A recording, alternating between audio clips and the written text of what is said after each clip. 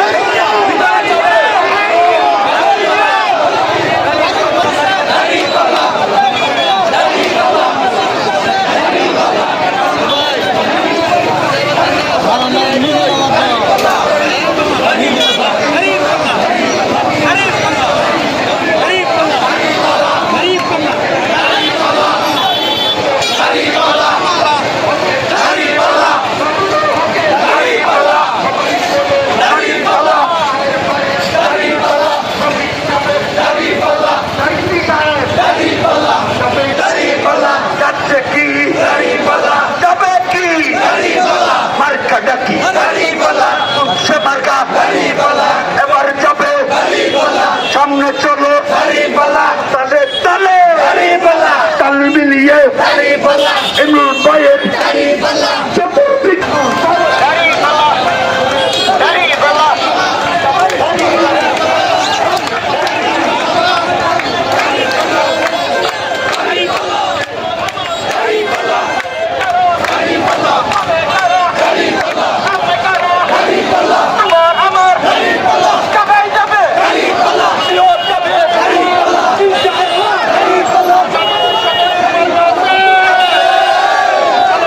মতো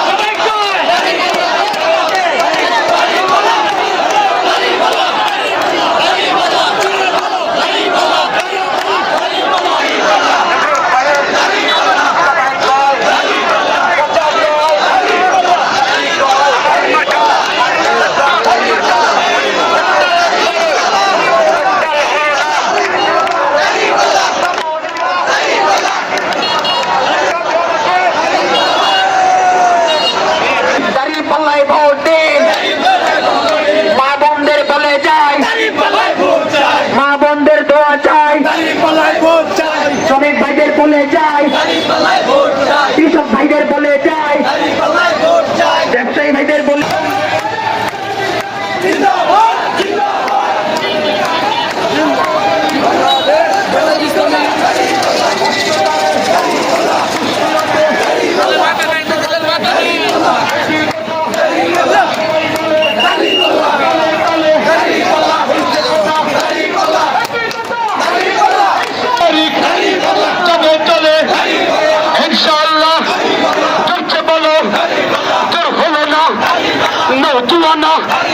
তলে তলে